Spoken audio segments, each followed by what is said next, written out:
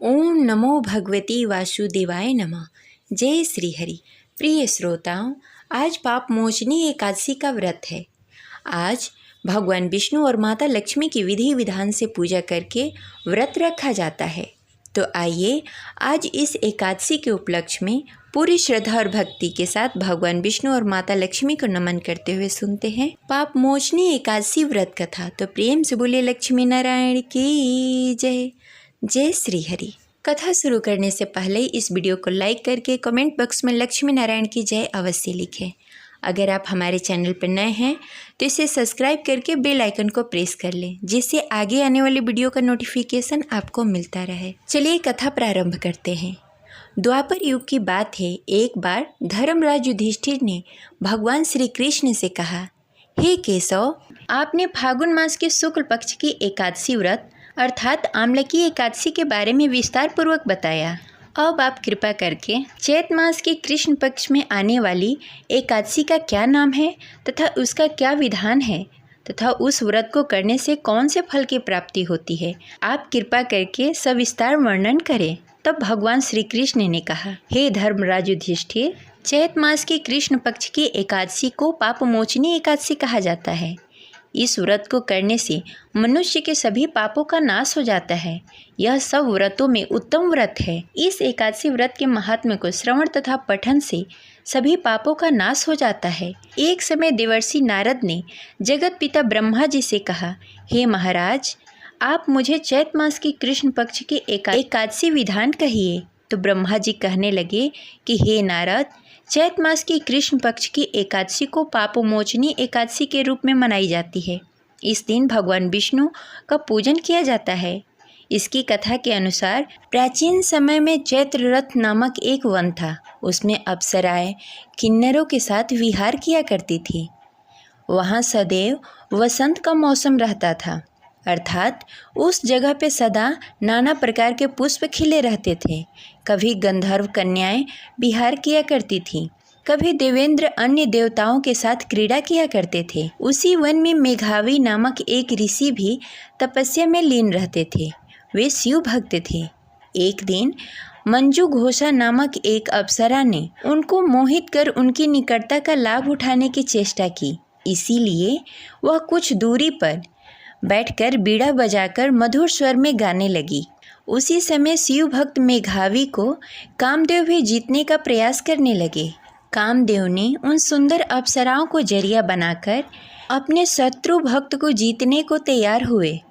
उस समय महर्षि मेघावी भी युवा अवस्था में थे और काफ़ी हिष्ट पुष्ट थे। उन्होंने यज्ञोपवीत तथा दंडधार कर रखा था।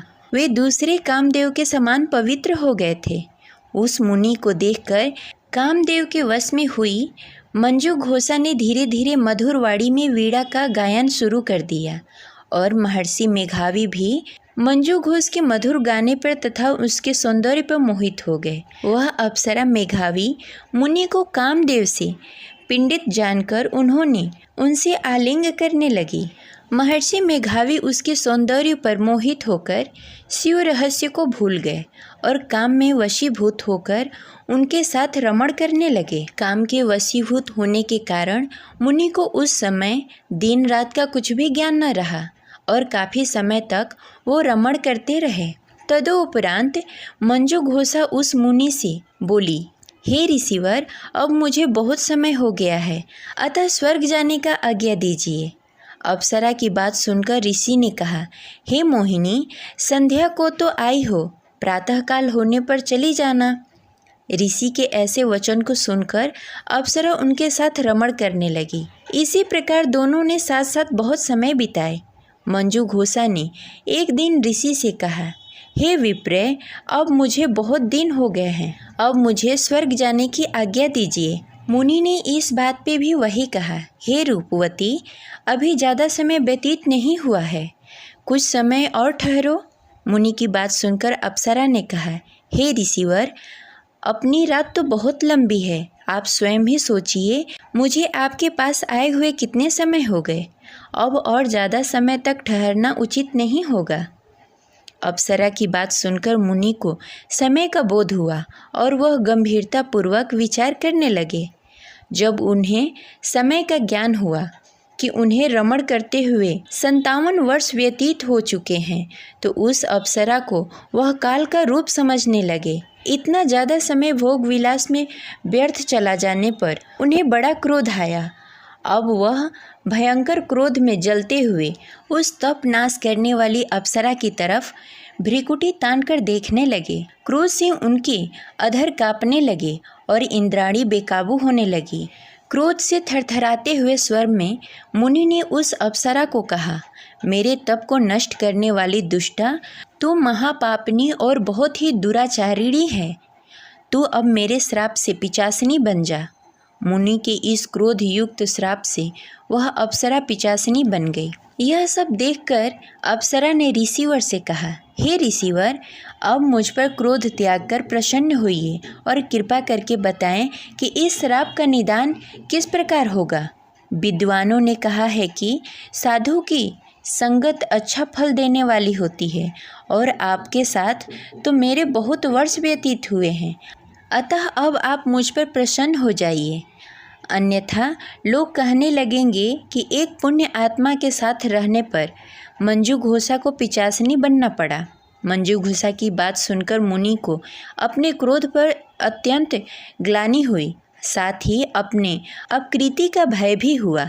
अतः पिचासिनी बनी मंजू घोषा से मुनि ने कहा, तूने मेरा बड़ा बुरा किया है, किंतु फिर भी मैं तुम्हें इस श्राप से मुक्ति उपाय बताता हूँ। ध्यानपूर्वक सुनो। चैत मास की कृष्ण पक्ष की जो एकादशी है उसका नाम पाप मोचनी है। उस एकादशी का उपाय करने से तेरी पिचासिनी की देह से मुक्ति मिल जाएगी। ऐसा कहकर मुनि ने उनको व्रत का सविस्तार समझा दिया। फिर अपने पापों का प्रायश्चित करने के लिए वे अपने पिता चैवन ऋषि के पास गए। चैवन ऋषि ने अपने पुत्र मेघावी को देखकर कहा, हे पुत्र, ऐसा क्या किया तुमने कि तेरे सभी तप नष्ट हो गए, जिससे तुम्हारा समस्त तेज मलिन हो गया है। मेघावी मुनि ने लज्जा से अपना सिर झुकाकर कहा, पिताश्री, मैंने एक अप्सरा से रमण करके बहुत बड़ा पाप किया है। इसी पाप के कारण मेरा समस्त तेज और मेरे तप नष्ट हो गए हैं। कृपा करके आप इस पाप से छूटने का उपाय बताएं।